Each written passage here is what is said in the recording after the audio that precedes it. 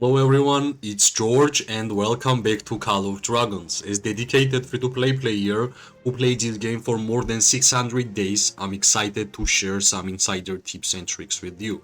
Stick around and let's dive in. Well, in 4 days we will be able to fight in new KVK, which will be Dragonfall, and everybody is excited about that, right?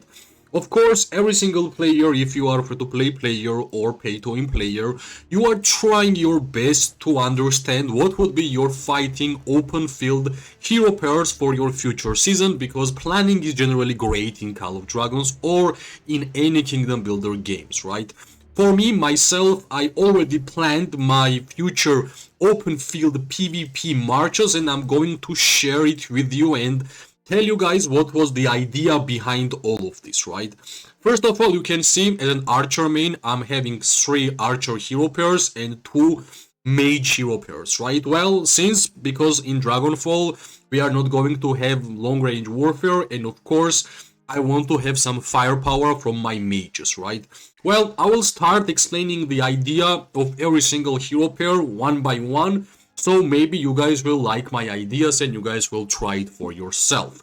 First of all, one of the oldest and one of my favorite hero pairs, which is Nico and Kinara, right? You can see the amount of skill levels I have on this hero pair, and plus the Rattle Spear, which is level 1, and Snow Peak Rock. The whole idea behind the Nico and Kinara hero pair is about being as destructive as possible, right? The main idea is to give the enemy defense break, and defense break giving to infantry players are one of the most valuable thing during the PvP wars, right? Well, everybody knows during the wars there is a lot of infantry players who are running around and deciding the whole outcome of the war, and I think defense breaks not only helps for yourself, but since you are reducing the armor and the defense of your enemy, your ally members are going to deal way more damage, right? The artifact for that is of course Rattle Spear, simply because Rattle Spear is also giving us another additional defense penetration, which is working with this synergy perfectly well, right? The Snow Peak Rock, yet again, simply because of the defense break synergy here, which we are saying, and mainly every single detail about this hero pair is about defense break, right?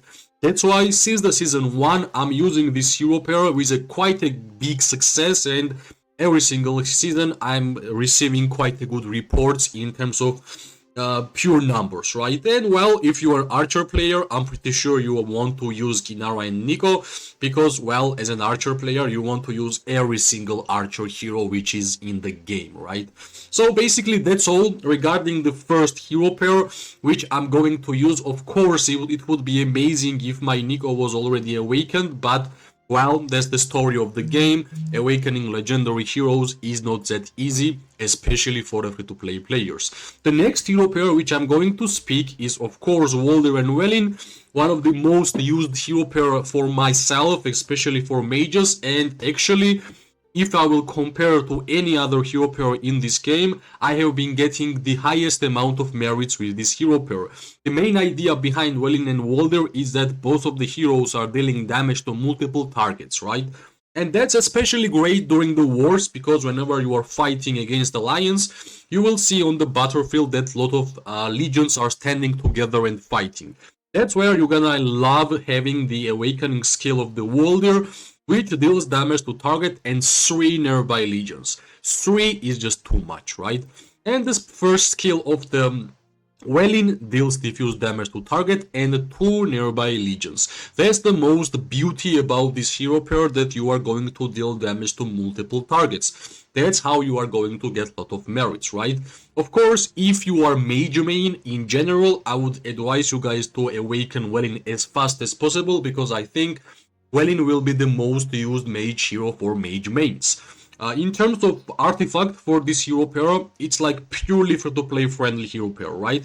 We are going to have Phoenix Eye, and finally it happened. My Phoenix Eye is level 5, but I actually have spent like 600 days in order for me to awaken my first PvP artifact, which kinda looks great, right? And the Warped, right? In Warped section we have many different choices. For example, for myself, I'm using Sapphire Phage Rake simply because as soon as I'm gonna get Pain Bloom's third skill, I will be able to deal damage to multiple targets even with the Warped. So basically, this whole hero pair with Phoenix Eye and Sapphire Frederick is all about dealing damage to multiple targets. Of course, we are using Velyn, we are using Waldyr because we like to use skill talent tree on our mages, and that's the only reason why we are using Waldyr as a primary hero, because talents only work for primary hero. If you are going to like add talent points on your secondary hero, it won't gonna affect your troops in general for the war. That's all about Waldyr and Velyn, because I have spoke about this hero pair a lot in the past, right? The third hero pair, which is Syndrion and Frae, unfortunately my Syndrion and Frae is like simple free-to-play friendly, 5111, 5112, not enough damage, but since Syndrion and Frae is yet another hero pair for archers, of course I want to use this hero pair also, right? In terms of the idea behind this hero pair, well, of course this hero pair is normal attack crit rate, but in order for players to get the amount of merits that you want to get, unfortunately you want to have high amount of skill levels on this hero pair, right? Unfortunately for me it did not happen because I was focused on the Magroth and Zaida, but still, of course, simply because I'm an archer player, I'm going to use this hero pair also in Dragonfall, right?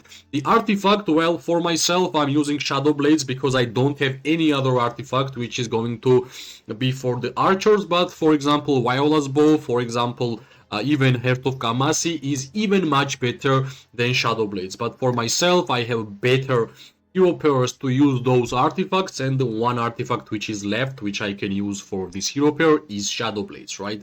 Shadow Blades is like pure assault strategy artifact, which his main idea is to just deal damage without any additional effects. That's just all you can do with Shadow Blades. But plus you can get Shadow Blades from the normal pools as a free-to-play player, which makes this artifact even better, right?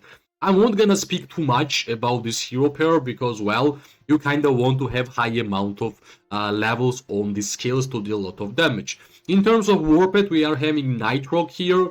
Of course, I love the attributes, but unfortunately I wanted to have luck on S tier, but I left this Warped how it is right now. Maybe in the future I will come back and I will add some more things for this, right? And well, Ravage, 2-star Ravage and 2-star Intense Ravage works absolutely amazingly for this hero pair.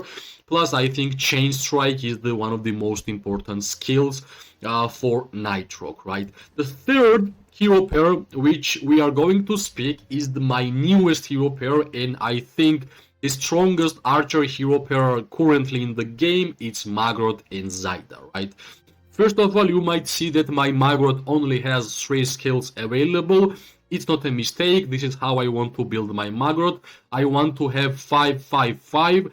Then I will put my attention towards Zaida until I'm gonna awaken her, and then maybe I will come back to Magroth, and then I will try to awaken Magroth, right? What this hero pair does. This hero pair is one of the most survivable hero pair during the fights. I don't know any other hero pair who lives during the fights like this one. Normal attack is the way how you are going to deal damage with Magroth and Zaida, and basically all you need to do is to stay alive and you are going to get merits. Of course, in terms of artifacts for the free-to-play players, Heart of Kamasi, not because of the stats but because of the skill, which if you have 5 levels on your Heart of Kamasi will give you 30% physical attack bonus and 30% normal attack damage bonus, which is huge, right? 30% is generally a lot, and especially for this hero pair, it's even better. The exclusive artifact for this hero pair is, of course, Gilded Crossbow, but unfortunately I don't have Gilded Crossbow, and my choice is Heart of Kamasi, because I think that's the most great free-to-play friendly artifact for normal attack archer hero pairs. And that's why I think, because of the Magroth and Zaida being #1 normal attack archers, Heart of Kamasi is the choice for this hero pair. The Sand Lizard would be the choice for the Warped, because I don't need to have more damage from my Warped. I just want to receive more healing from my Warped for the Magrot and Zaida, right? And of course, Chain Strike is amazing skill from normal attackers, and even Advanced Chain Strike because it gives us more healing is great, right? Of course, there is another choice, Shadow Manticore, but my Shadow Manticore is not ready.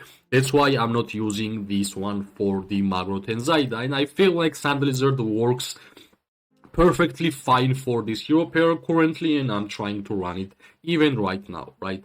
So I won't gonna speak too much about this hero pair because you guys have seen how much merit you can get, especially if you are archer, right? Why I'm using wyverns? Because, well, it's pretty simple. Wyverns are having higher amount of physical attack, and plus wyvern skill that gives us normal attack damage bonus is quite good for Magrot and Zaida. And plus I think there is like a lot of troops which you want to use if you are playing as a Wilderburg, and I'm pretty sure as an archer main you want to use archer troops as much as possible.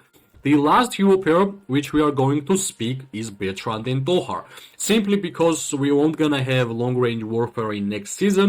That's the only reason why I'm using another second mage hero pair, but I have to say Bertrand and Tohar is one of the most weakest mage hero pairs in the game, and if you want to have advice, don't put too much resources on this hero pair because you are not going to get a lot of good results, right?